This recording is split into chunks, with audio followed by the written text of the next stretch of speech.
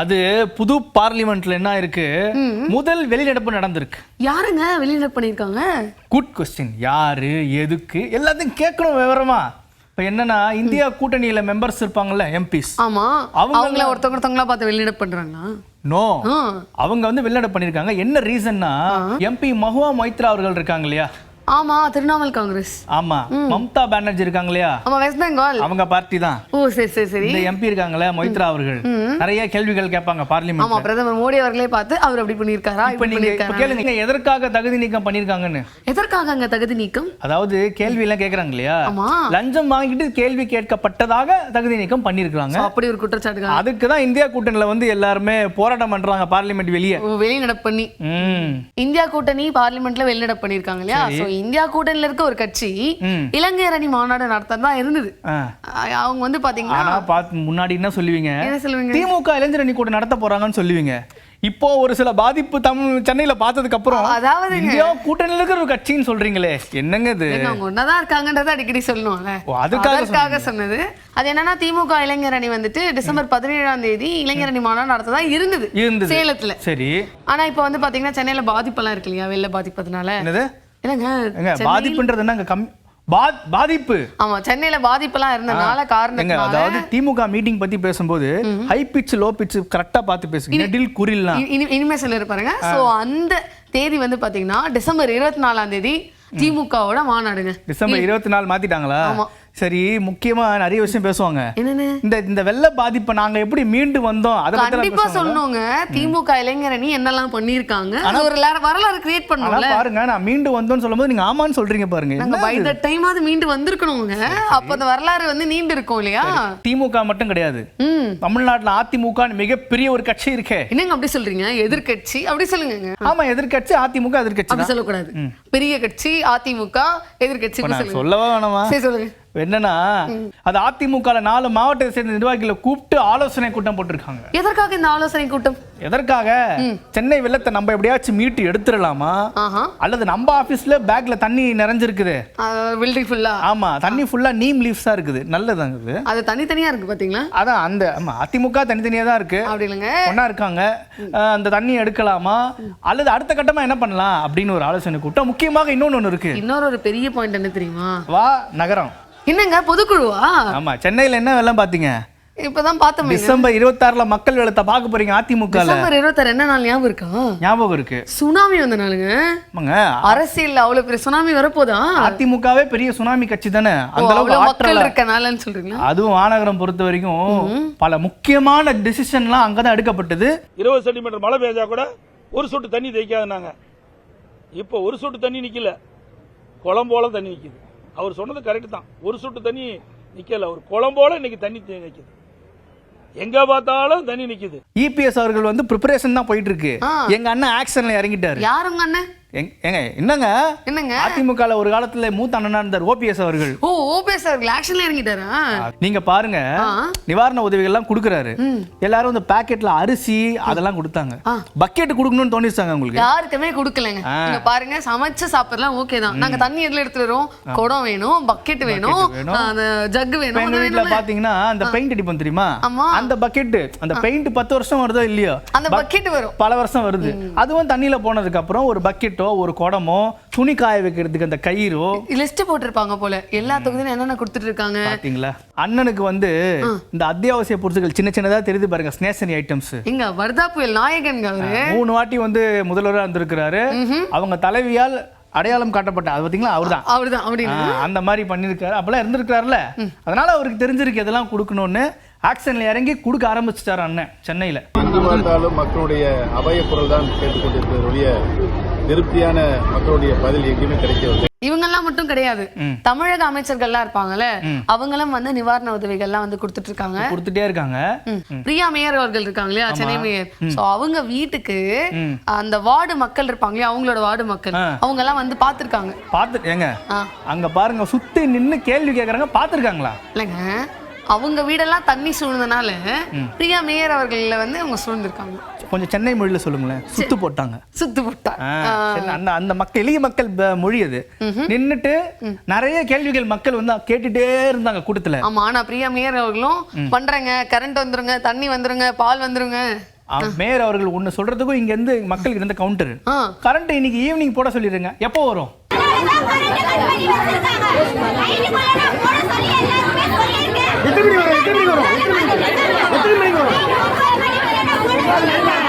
உடனே கேள்வி கேட்டு. அது மட்டும் இல்லாம நாங்க தான் ஓட்டு போட்டோம். சொல்லுங்க. ஆமா, பேக்ரவுண்ட்ல இருந்து நாங்க தான் போட்டோம் ஓட்டு உங்களுக்கு. நாங்க தான் போட்டோம், நீங்க தான் பண்ணணும். நாங்க தான் போட்டோம் உங்களுக்கு ஓட்டு. இல்லன்னா என்ன தெரியுது? இதுல இருந்து என்ன தெரியுது? வர்க் சரியா பண்ணலனா மக்கள் வந்து கேள்வி கேட்பாங்கன்னு தெரியுது. அப்படி கிடையாது. இது வந்து ஒரு ஜனநாயக கட்சி, ஜனநாயக நாடு. அதனால மக்கள் வந்து யார் வேணாலும் கேள்வி கேட்கலாம். நான் கூட கேட்கலாம். போயிட்டு கேளுங்க.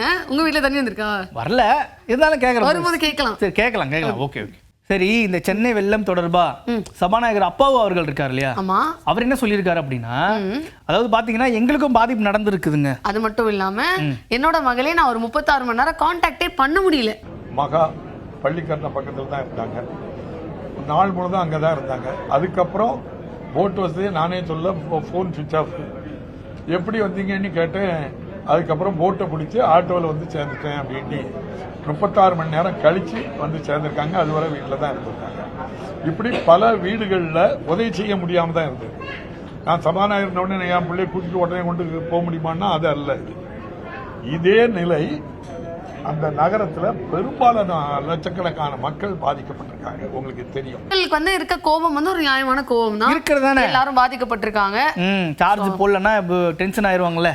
அந்த மாதிரி எல்லாருக்கும் இருக்க பிரச்சனை அதை நம்ம அக்செப்ட் பண்ணி தான் ஆகணும். அரசு, அமைச்சர்கள், அதிகாரிகள், பணியாளர்கள் இரவு பகலா உழைக்கிறாங்க. பிரதான கட்சிகள் மட்டும் நிவாரண உதவிகள்லாம் கொடுக்கல. இன்னும் ஒரு சில கட்சிகள்லாம் இருக்காங்கல்ல. இல்ல, நீங்க என்ன சொல்றீங்க? மெம்பர்ஸ் கம்மியா இருக்க கட்சிங்கிறீங்க. இந்த மாதிரி கேள்வி கேட்டீங்க, ரெட் கார்டு கொடுத்துருவேன் பாத்துக்கங்க. ஓகேங்க. மக்கள் நீதி மையம் இருக்குல்ல. ஆமா. நல்ல வேலை எங்க இருக்குன்னு கேட்காம விட்டீங்க. இல்ல இருக்கு. கமல் அவர்கள் தானே. ஆமா, மானிமால இருந்து மக்களுக்கு நிவாரண உதவி பொருட்கள் கொடுக்கறதுக்காக எல்லாம் ரெடியா அப்படியே வச்சிருந்தாங்க. ஆமா, ஃபுல்லா பேக்கா வச்சிருக்காங்களா? ஆமா, எல்லாம் ரெடியா இருக்குல. ஃபுல் பேக்கெட்ஸ் வச்சிருக்காங்க. அது மட்டும் கிடையாது, முன்னாடி கமலஹாசன் அவர்கள் பேசும்பொழுது கேட்கலங்க. ஏன் கேட்கலன்னா அவரு நம்மள்ட்ட பேசல, தொண்டர்கள்ட்ட பேசுறாங்கன்னு நினைச்சிட்டோம். பாத்தீங்களா, அவரு பேசினதே ஓப்பனிங்ல கேட்கல. அவரு பேச நிறைய பேர் கேட்காம போயிட்டாங்க. அது வேற விஷயம். அது வேணாங்க. அப்புறம் என்ன சொன்னாருன்னா, நான் பிரஸ் ரிலீஸே கொடுக்குறேங்க, எழுதியே கொடுத்துறேன், வீடியோவே கொடுக்குறேன். ஆமா, ஆனாலும் என்ன நினைச்சாருன்னு தெரியல. உள்ள போயிட்டு மறுபடியும் வந்துட்டு உள்ள நிர்வாகிகள் சொல்லிருப்பாங்க, அண்ணா இப்ப பிரஸ் கிட்ட அப்படிலாம் பேசக்கூடாதுன்னு. அவங்க தான் முக்கியம். அதனால இப்பவே கொடுத்துலாம், போய் பேசுங்க போங்க. வந்து உடனே வணக்கம், மைக் வேலை செய்யுதா, பேசலாமான்னு சொல்லிட்டு அப்புறம் பேச ஆரம்பிச்சு. இதுக்கு முன்னாடி பாத்தீங்கன்னா மானிமால இருந்து நிறைய ஹெல்ப் எல்லாம் பண்ணிருக்காங்க. மானிமால இருந்து ஹெல்ப் பண்ணலையா? நற்பணி மன்றம் இருந்ததுல. ஆமாமா, அப்பத்துல இருந்து பண்ணிட்டு இருந்திருக்காங்க. ரைட். நாங்கள் கடந்த 40 ஆண்டுகளாக அமைதியாக செய்து கொண்டிருந்த வேலையை இன்று கேமராவுக்கு முன்னாடி செய்யறோம். அவ்வளவுதான் வித்தியாசமே தவிர எங்களை பொறுத்தவரை. சரி, எத்தனை கிலோ அரிசி கொடுக்க போறாங்களா? அதெல்லாம் முன்னாடி. இப்ப நீங்க சிற்றிடர் பேரிடர் பத்தி பேசி ஆகணும். சிற்றிடர் பேரிடர், இதற்கு முன்னால் வந்தவையெல்லாம் சிற்றிடர்களாகத்தான் நாங்கள் பார்த்திருக்கிறோம். இது பேரிடர் என்பதில் எந்த விதமான சந்தேகமும் இல்லை. நாம் எதிர்பார்த்த அளவை விட அதிகமான பாதிப்பு இங்கே இருக்கிறது. இந்த நேரத்தில் இலக்கணம் தேவையா சார்? இல்ல அவர் சொல்றாரு. அதாவது இதுல என்ன தெரியுதுன்னா, ஆமா இது உண்மையாவே 47 வருஷத்துக்கு அப்புறம் வந்த மழை தான் கன்ஃபர்மேஷன். இது கன்ஃபார்ம் பண்றாரு. அது அண்ணன் வந்து இந்தியா கூட்டணி கூட கொஞ்சம் ஃப்ரெண்ட்ஷிப்ல இருக்கிறதுனால அப்படி டக்குன்னு சொல்ல மாட்டாரு. இப்போதைக்கு அரசை குறை சொல்லி எந்த பிரயோஜனமும் இல்ல பாஸ். ஆமா, இப்ப என்ன பண்ணணும் தெரியுமா? மக்களுக்காக நம்மளும் சேர்ந்து ஹெல்ப் பண்ணணும். ஆமா, இந்த காலகட்டத்தில் இந்த வித்தியாசங்களை எல்லாம் பேசிக் கொண்டிருக்கலாமல் மக்களுக்கு உதவுவது என்பதை முக்கியமாக எடுத்துக்கொண்டால் அரசை விமர்சிப்பது நாம் அப்பிறகு செய்யலாம். அது செய்ய வேண்டிய ஒரு விஷயம்தான். அதை செய்யலாம். முன்னாடி செஞ்ச உதவிகள் நாங்க பண்ணிருக்கோம். அப்ப கேமரா இல்லாமலே நாங்க பண்ணோம். நாங்க வந்து அரசியலுக்காக நற்பணி செய்யவில்லை. எங்கள் நற்பணியின் நீட்சி தான் எங்கள் அரசியலை.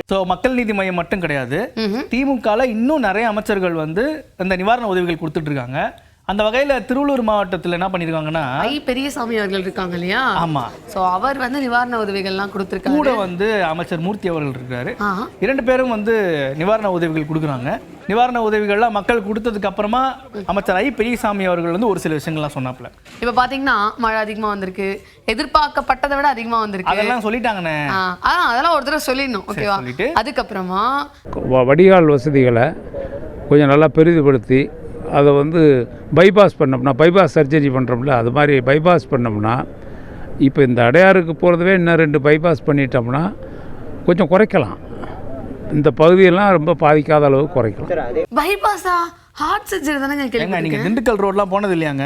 என்னதுங்க? பைபாஸ் ரோடு போமே, சிக்னல் தாண்டி ஆமா, போய் ஜாயின் ஆகுமே, அந்த மாதிரிங்க. ஓ, அதாவது எந்த தடையும் இல்லாம வந்து அந்த தண்ணி எடுத்துட்டு போய் கடல்ல சேர்க்கணும். அந்த மாதிரி கடல்ல சேர்க்கணும்.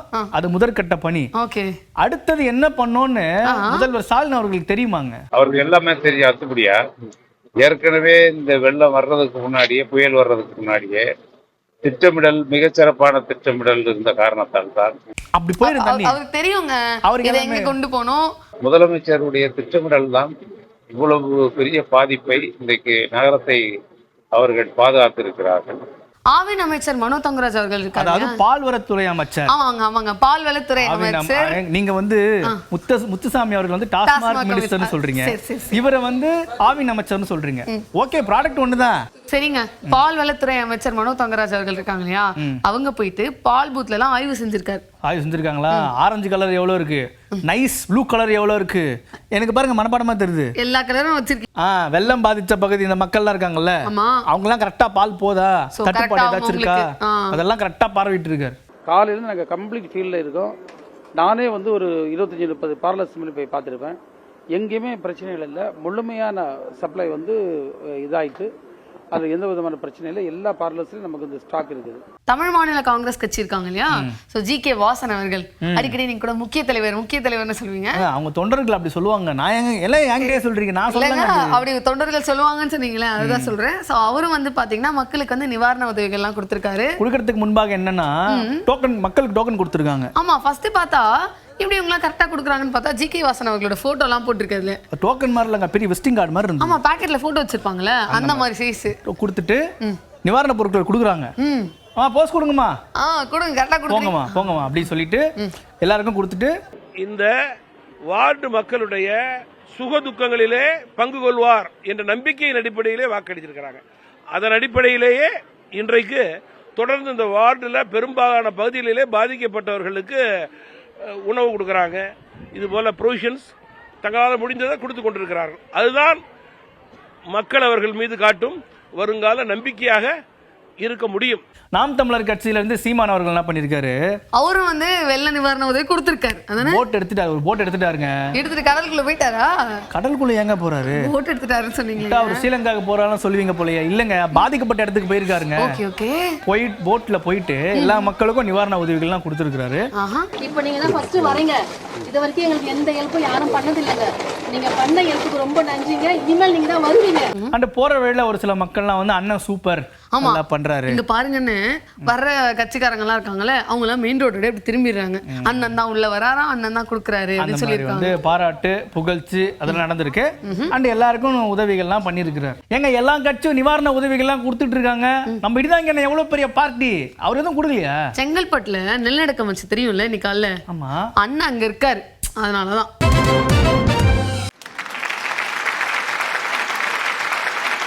ஆனால் ஒன்றை மட்டும் கூறிக்கொள்ள ஆசைப்படுகிறேன். பாடும் குயிலுக்கு ஒரு நிறம் இருப்பது போல் அது பாடலுக்கு ஒரு குணம் இருக்கு. கூவும் குயிலுக்கு அது பாடும்போது என்ன ராகம் என்ன தாளம் அமைத்து பாட வேண்டும் என்று அறிந்து கொண்டு பாடும். அதுபோலத்தான் இடிதாங்கி வீட்டிலிருந்து புறப்படும் போது அதுதான் பேச வேண்டும், இதுதான் பேச வேண்டும் என்று எண்ணிக்கொண்டு எழுதி கொண்டு பேசுவதில்லை. நானா பேசும்போது தானா விழும் வார்த்தைகள் தங்கு தடையின்றி தாராளமாக என்னை பேச வைக்கும். நான் பேசும் பேச்சை கேட்டால் போதும், பாறையிலும் செடி முளைக்கும், பாலைவனத்திலும் நீர் சுரக்கும் போது மக்கள் மனதில் ஈரம் சுரக்காதா? ஆனால் எதிர்கட்சியில் இருப்பவர்களுக்கு 4 பேர் கொண்ட குழு எழுதி கொடுத்து அதை மனப்பாடமாக மேடையில் பேசிவிட்டு புரியாமலேயே கைதட்டும் கூட்டத்தை சேர்த்து கொண்டு கும்மி அடிப்பவர்கள் பேசும் பேச்சு எல்லாம் காத்து வாக்குல காணாமல் போகாதா? அப்படி இப்படி நடக்காத ஒன்றையெல்லாம் நடத்துவதாக அதை செய்வேன் இதை செய்வேன் என்று கடைசியில் எதுவுமே செய்ய முடியாமல் தோற்று போவார்கள். காலி பெருங்காய டப்பாவாக நினைத்து என்னை தூக்கி எறிந்து விடுவார்கள் என்று நினைப்பவர்களுக்கெல்லாம் ஒன்றே ஒன்று சொல்லிக்கொள்ள ஆசைப்படுகின்றேன். பெருங்காயம் இல்லாத காலி டப்பாவாக இருந்தாலும் வாசம் நின்று பேசும். அதுபோலத்தான் அஸ்தமனம் இல்லாத என் அரசியல் வாழ்க்கையும் மக்களால் கொஞ்சம் மெருகேற்றி தங்கம் போல் ஜொலித்து கொண்டிருக்கு. உதாரணத்துக்கு சொல்ல போனால், எனக்கு எதிராக கடையை விரித்து எதிர்கட்சியில் இருப்பவர்கள் வாய்க்கு வந்ததெல்லாம் பேசி குறைகளை பட்டியல் போட்டு சொன்னவர்கள் நிலையெல்லாம் பட்டியல் அடைத்து வைத்த ஆடு மாதிரி கூச்சல் போட்டு கொண்டேதான் இருக்க வேண்டும். என்னை விட அவர்கள் அரசியல் கஜானா பையில் மக்கள் வாக்கை நிரப்பிக் கொண்டு முடிசூடா மன்னனாக கோட்டை பிடித்து கொடியை ஏற்றி ஆட்சி செய்யலாம் என்று நினைத்தவர்கள் எல்லாம் இடியை ஜெயிக்க முடியாமல் தோற்று போனார்கள். அவர்கள் உருட்டல் மிரட்டல் படம் எல்லாம் இடியின் திரையரங்கத்தில் ஓடுமா? அதிரடி படையாக இல்லாமல் அமைதி படையாகவே நகர்ந்து 4க்கு 3 மதிப்பெண் மக்களிடம் பெற்று மீண்டும் ஆட்சியை பிடிக்க முடிவெடுத்து விட்டான் என்பதை உறுதியுடன் கூறிக்கொண்டு விடைபெறுகின்றேன். நன்றி, வணக்கம். அதாவது சென்னையில வெள்ளம் பாதிச்ச பகுதிகளுக்கெல்லாம் அரசியல இருக்கிற கட்சிகள்லாம் உதவி பண்ணியிருக்கிறாங்க. ஓகே. அரசியலுக்கு வரப்போறேன்னு சொல்ற கட்சியும் உதவி பண்ணியிருக்கிறாங்க. அதாவது விஜய் மக்கள் இயக்க கட்சியில இருந்து இதெல்லாம் பண்ணிருக்காங்கன்றீங்களா? ஒரு டாக் வச்சிருக்காங்களே, விஜய் மக்கள் இயக்கம் VMY-யா? ஐங்க, VMI. விமி அந்த மக்கள் இயக்கம் சார்ந்து உதவிகள் பண்ணியிருக்காங்க. இந்த விஜய் மக்கள் இயக்கம்ல ஒரு முக்கியமான ஒருத்தர் இருக்காரு. முக்கியமான ஒருத்தர்னா ஆனந்தனா? அவரே தாங்க. சரி, புஷி ஆனந்த் அவர்கள் என்ன பண்ணிருக்காருன்னா, வெள்ளம் பாதிச்ச இடத்துக்கு போட் வழியா போயிட்டு சாப்பாடு எல்லாம் கொடுத்திருக்காரு. சாப்பாடு போட்டிருக்காங்க. சாப்பாடு போட்டு அந்த அண்ணனே பரிமாறி இருக்காரு. ஏங்க முக்கியமான மீட்டிங்லாம் அவங்க அண்ணன் பரிமாற வரல, அந்த மாதிரி அது நிவாரணம் கொடுத்த இடத்துல என்ன பண்ணிருக்காங்க, பொதுமக்கள் பாராட்டி பேசியிருக்காங்க. நீங்க அது சொல்லி கொடுத்த மாதிரி இல்ல, சொல்லி பாருங்க, சொல்லி கொடுக்கல.